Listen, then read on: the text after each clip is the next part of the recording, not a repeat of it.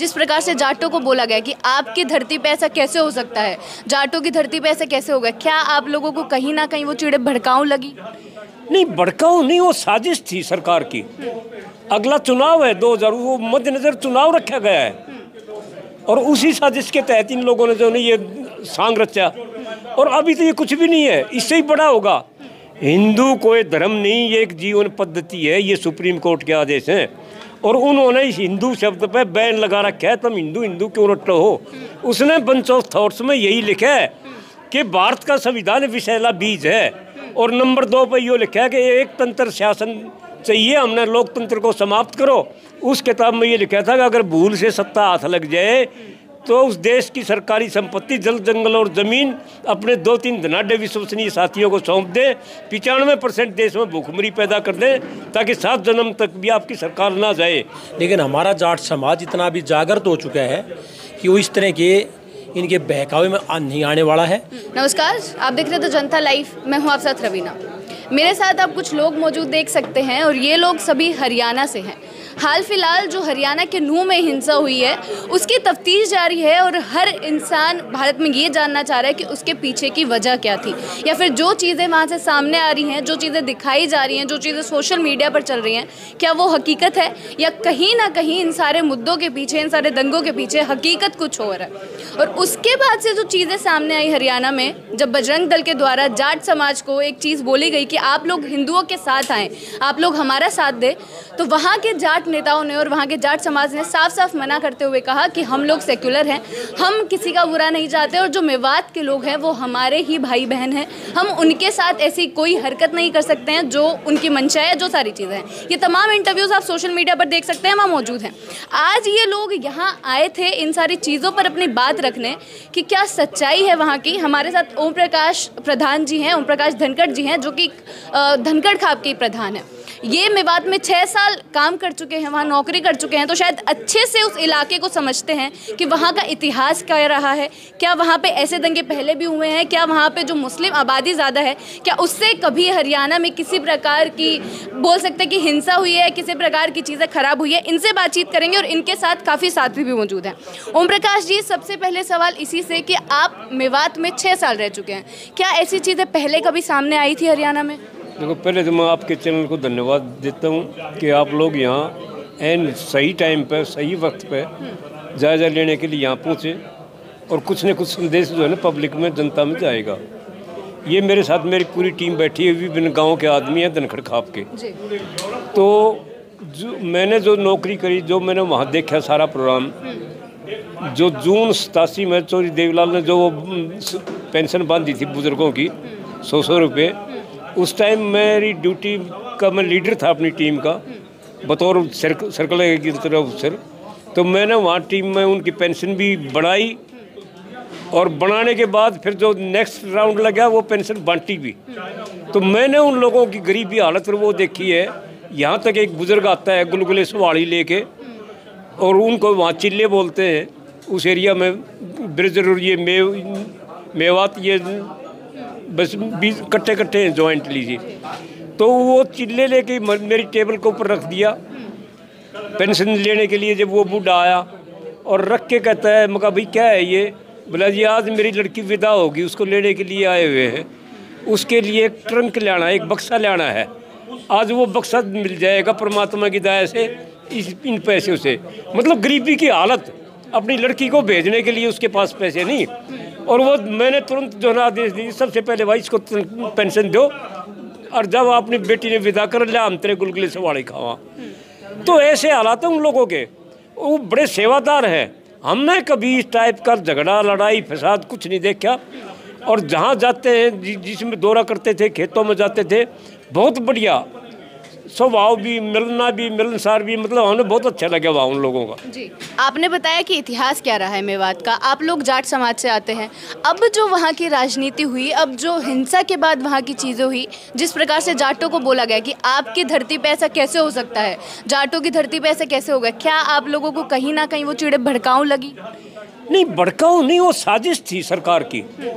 अगला चुनाव है 2000, वो मद्देनजर चुनाव रखा गया है और उसी साजिश के तहत इन लोगों ने जो नहीं ये सांग रचा। और अभी तो ये कुछ भी नहीं है, इससे ही बड़ा होगा।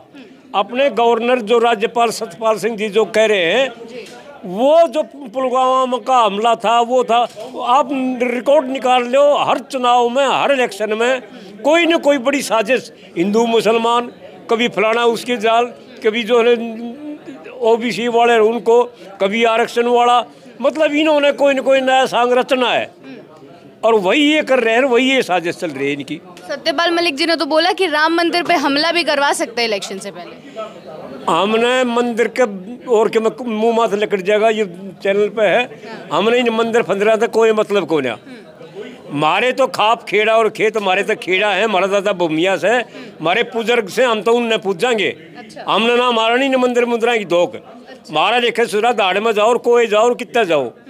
इन्होंने क्या है कि 88% पॉपुलेशन जो न्यू वर्ल्ड ऑर्डर है उसके तहत समाप्त करनी है। आगी कोरोना आगी और कुछ आगी, एक दिन डी साहब हुए थे हमारे दैया साहब, बुला लिए सारे हम किसान आंदोलन में आने के, उसमें कोरोना के टाइम पे तो अंदर जाके सारे बूझ बाज के कहने लगा ये 3 कानून के खिलाफ क्यों लिखड़े।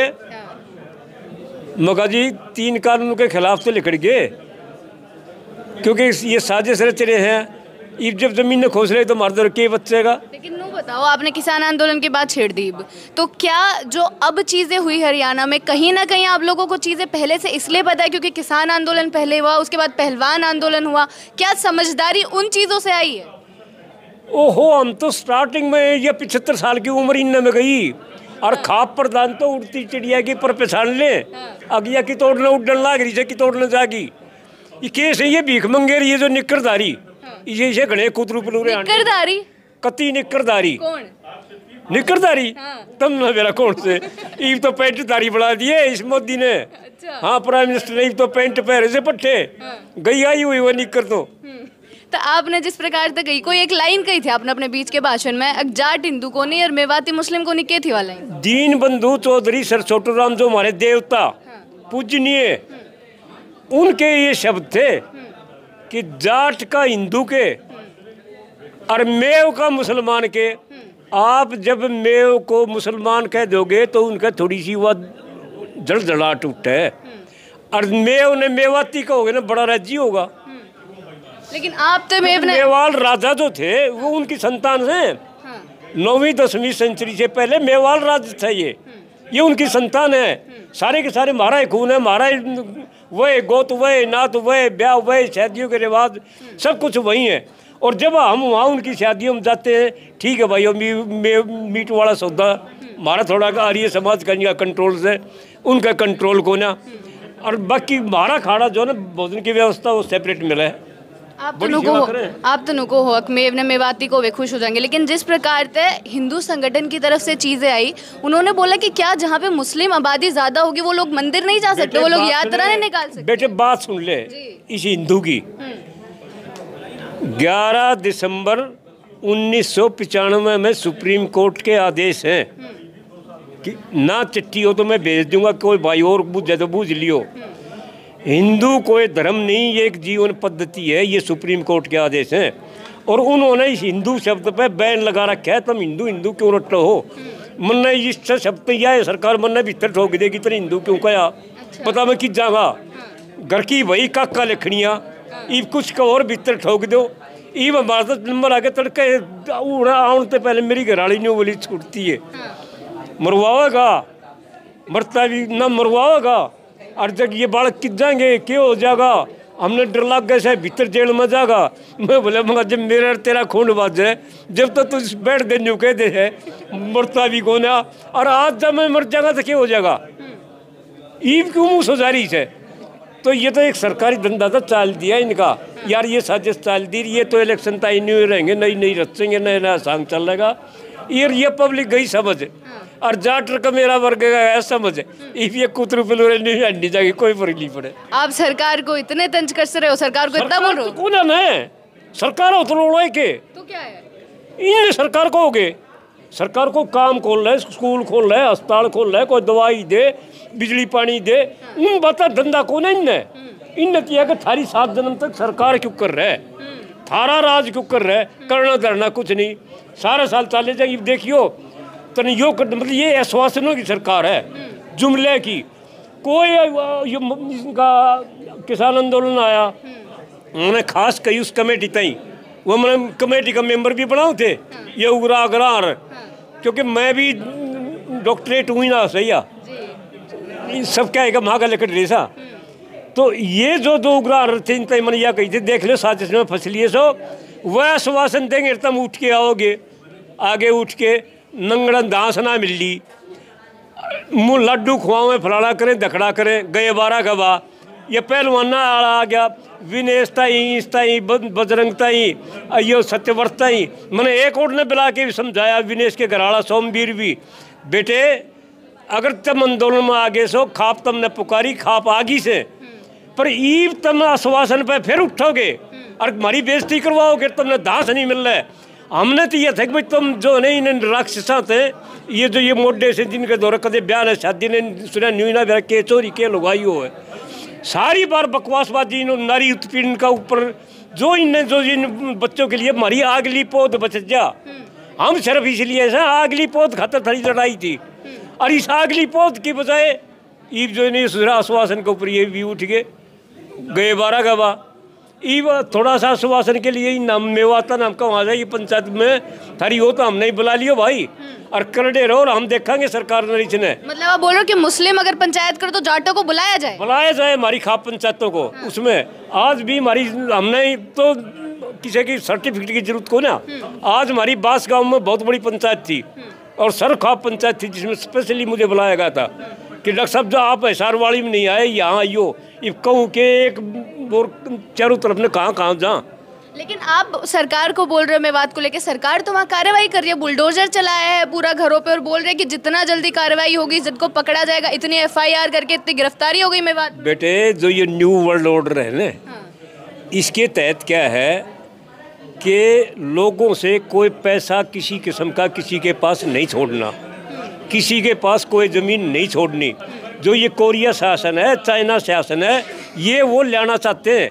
जो वो उसका बंच ऑफ थॉट्स जो किताब थी इसकी MS गोलवलकर जो सेकंड संस्थापक था, उसने बंच ऑफ थॉट्स में यही लिखा है कि भारत का संविधान विषैला बीज है, और नंबर 2 पर ये लिखा है कि एक तंत्र शासन चाहिए, हमने लोकतंत्र को समाप्त करो, और तीसरी बात ये है कि जो ये विधानसभा है राज्यसभा है ये ख़त्म करके, और ये तो दूसरा था ना वो मैकाले वाले सिद्धांत, किसी देश का सत्यानाश करना हो ना, उनके देश का, उनके एजुकेशन का, उनका युवाओं का सत्यानाश कर दो। तो ये मैकाले छोड़ दे, ये मैकाले का बाप यो जो था ये गोलवलकर, ये जो ये किताब में लिखा था सेम वो कि वाह बोला संबंध खींचे विषेद कर दो, जो OBC SC ST के बालकन दाखिले मत दो, इनकी छोरियाँ के साथ जो है शादी लो, इनके लड़के जो इनके जो लड़के को दामाद को जो आगे जाओ ना अपना दामाद बना लो, वो फिर वो अपनी छोरियाँ ही साथ उनमें घुल मिल जाएंगे, इनका कोई मत सोच लो। मतलब इतने बेहुद्दा प्रचार कराया, इतने बेहुद्दा लिखा है उन्होंने। ये कहने के लिए क्या क्या लिखा कि वो ये साजिश सेम न्यू की न्यू या सरकार अच्छा है, मुश्किल तो मुक्का लग गया है। जो गोलवलकर का जो ये एक और किताब लिखी थी 1940 के दशक में, या जो बंच ऑफ थॉट्स थी या थी 1960 के दशक की, और जो 1940 के दशक में जो लिखी थी वो लिखी थी वी एंड और नेबरहुड वी और नेशनहुड डिफाइंड जो किताब। उस किताब में ये लिखा था कि अगर भूल से सत्ता हाथ लग जाए तो उस देश की सरकारी संपत्ति जल जंगल और ज़मीन अपने 2-3 धनाढ़ विश्वसनीय साथियों को सौंप दे, 95% देश में भूखमरी पैदा कर दे, ताकि 7 जन्म तक भी आपकी सरकार ना जाए। और टोटली वो चीज़ चल रही है। चलो एक आखिरी सवाल से ख़त्म करूँगी, आप सब लोग यहाँ मौजूद हैं जी, तो आप जी तो आप सब लोग यहाँ मौजूद हैं हरियाणा में जी जी जी जी आप हरियाणा में जिस प्रकार से नूह में हिंसा हुई, बहुत लोगों ने ये बोला कि हरियाणा में इससे पहले सांप्रदायिक दंगे नहीं हुए हैं, कोई भी चीज़ हुई हो हिंदू मुस्लिम को लेके कोई चीज़ वहाँ पर नहीं देखी गई है। तो क्या अब हरियाणा में ऐसी चीज़ें कराना संभव है? क्योंकि ऐसी पोस्ट आई, ऐसी वीडियोस आई जिसमें जाट समाज को बोला गया कि हमारे साथ आइए, हमारा साथ दीजिए, इन सारे जो भी है एक समुदाय को भगाने का काम कीजिए, ऐसी वीडियो सामने आई थी वहाँ से। आप बताइए जी जी एक एक करके बताइए सर। ऐसा हरियाणा में पहले कभी नहीं हुआ। ये जो जब से सरकार आई है इन्हें जातीय दंगे कराए हैं, जहाँ पर हिंदू मुसलमान है वहाँ पर हिंदू मुंडरा किया है, जहाँ पर ये लोग नहीं है वहाँ पर जातीय दंगे करा रहे हैं, काम किया इन लोगों ने। लेकिन हमारा जाट समाज इतना भी जागृत हो चुका है कि वो इस तरह के इनके बहकावे में नहीं आने वाला है। और अभी हम अपने बच्चे जवान तबके को भी यही संदेश दे रहे हैं कि आगे जो इस तरह की वीडियो डाल करके ये लोग जो एक उग्रता हमारे अंदर पैदा करना चाहते हैं, हमारे बच्चे उसमें सहयोग ना करें। तो ये हमारे खापों के द्वारा, गांव के सरपंचों के द्वारा जितने बुद्धिजीवी लोग हैं हमारे समाज को ये संदेश देने लग रहे हैं। और इसलिए हमारे समाज को तकरीबन इस बात का एहसास हो चुका है कि ये लोग जो भी करते हैं सिर्फ वोट के लिए करते हैं। और हमारी जो बिरादरियाँ हैं, जो जिनका हरियाणा वर्चस्व है, जैसे जाट बिरादरी है, तो जाट बिरादरी का ही सरकार ने कोई किसी प्रकार का सहयोग नहीं किया है। अच्छा। दूसरी बात, जो मोम लोग बात कर ले, इसको भड़का देते हैं, भाई गाय का मुद्दा बना देते हैं, ये लोग गाय ले जाते हैं, वहाँ पर कर्म नहीं ले आते। हमारे हरियाणा के अंदर इतनी गायें हैं जो रोडों के ऊपर आपको देखेंगे कि भारी तादाद में हर रोड के ऊपर शहर के अंदर आपको मिल जाएंगी। जब इतना महंगाई बढ़ा दी गई है, जो हमारे गाय के दूध से प्रोडक्ट बनते हैं उनकी कोई वैल्यू है नहीं। इस करके पशु रखना आज बड़ा मुश्किल हो गया ही महंगाई के ज़माने में। तो लोग ज़्यादातर क्या करते हैं, जब तक इस्तेमाल होते बाद में उसको छोड़ देते हैं। उसके छोड़ने के पीछे भी कई कारण रहे हैं। तो पशुओं के अंदर इस तरह बीमारी आ जाती है, जैसे भाई नया दूध होता है वो नहीं हो पाती है, तो ये सब जिम्मेवारियाँ सरकार की बनती हैं। फॉर एग्जांपल, जैसे हमारे हरियाणा के अंदर बहुत ज़्यादा गौशालाएँ हैं, अगर सरकार उनको ग्रेजिंग चार्ज दे तो सभी गायें गौशाला में रखी जा सकती हैं। जब एक चीज़ वहाँ पर परेशानी पैदा कर रही है तो आम आदमी उसको सोचता भी ठीक है, कोई इसको ले जाए, जहाँ किसको इस्तेमाल कर सकता करे। लेकिन अगर हम लोग इस बवंडर से बचें तो हमारी सरकार का और हमका दायित्व बनता है कि जो हमारी गौशालाएँ बनी हुई है उसके अंदर सरकार ग्रेजिंग चार्ज दे, ताकि हम उनको गौशाला के अंदर रखें। और ये मोनू मानेसर वगैरह, ये बजरंगी वगैरह जो ये गाय के चक्कर में आकर के बदमाश बनते हैं, ये नौबती ना आए। लेकिन सरकार ऐसा चाहती नहीं। सरकार तो ये चाहती है कि किसी तरह से दंगा भड़का करके एक नॉन जाट या हिंदू मुस्लिम करा करके और वोटों का ध्रुवीकरण किया जा सके। जैसे आपने देखा होगा पहले 2013 के अंदर अपने मुजफ्फरनगर में किया था, जिसकी बदौलत वोटों का ध्रुवीकरण हुआ और वहाँ पर बीजेपी की सरकार आई। और उसके बाद में जो आज तक 2013 के दंगे जो हमारे जाट इन्वॉल्व लोग थे उनके आज तक मुकदमे चले हुए हैं। 2016 के अंदर एक यशपाल मलिक उर्फ ठगपाल यूपी से तैयार करके भेजा एक राजकुमार सैनी ने हमारे समाज के अंदर जहर घोलने का काम किया और मल्लम पट्टी लगाने के लिए उन्हीं ने अपना एक नुमाइंदा यशपाल मलिक उर्फ ठगपाल को भेज दिया, ताकि ये मल्लम के नाम पर हमारे समाज को बेवकूफ़ बनाए। उन आकर के हमारे समाज के अंदर पहले बड़ा मतलब मार्मिक भाषण दिए, जिससे हमारा समाज उसकी बातों में आकर के भारी भरकम चंदा दिया, ताकि हमारे जो बच्चे काफ़ी शहीद हो गए थे, हमारे 30 बच्चे गोली का शिकार हो गए थे वहाँ पर झज्जर शहर के अंदर। बात बताऊँ मैं आपको, हरियाणा की बात बताऊँ मैं आपको, तो वहाँ पर काफ़ी बच्चों ने शहादतें दी। तो इसको सोचा था कि हमारी हमदर्द बनकर आया है, हमारी कुछ मदद करेगा। इसने जो हमारे जाट समाज द्वारा जो चंदा दिया गया था अगेंस्ट की इनकी लोअर इनकी लड़ाई लड़ेंगे, उस चंदे को लेकर के अपना एक संस्थान बनाना स्टार्ट कर दिया। बाद में पता लगा वो भी राजकुमार और यशपाल मलिक एक ही थाली के चट्टे बट्टे थे। यानी कई आंदोलनों के अंदर हमारे समाज को ये जागृति आ चुकी है कि हमारे समाज को एक मोहरा बनाया जाता है और हमारा समाज ये बात अच्छी तरह समझने लग गया है। तो हमारा समाज इस तरह की बातों में आने वाला नहीं है। और ये जो आंदोलन ये चले हुए हैं, इसके लिए भी हमारी खापें इकट्ठी होकर के समाज को संदेश देने का काम कर रही हैं कि अपने बच्चों को समझाएं और इस तरह की एजुटेशन में शामिल ना हो। बहुत बहुत शुक्रिया आप सबका। तो ये सब लोग हरियाणा से आज दिल्ली इसी मकसद से आए थे कि जो उस हिंसा की सच्चाई है, जो हकीकत है, उसको लोगों के सामने रखा जा सके और इन सारे दंगों के पीछे की वजहें क्या होती हैं, किस प्रकार से ये सारी चीज़ें की जाती हैं, वो लोगों के समक्ष रखी जा सके। जनता के मुद्दे इसी प्रकार आप तक पहुँचाते रहेंगे, बने रहे हमारे साथ। शुक्रिया।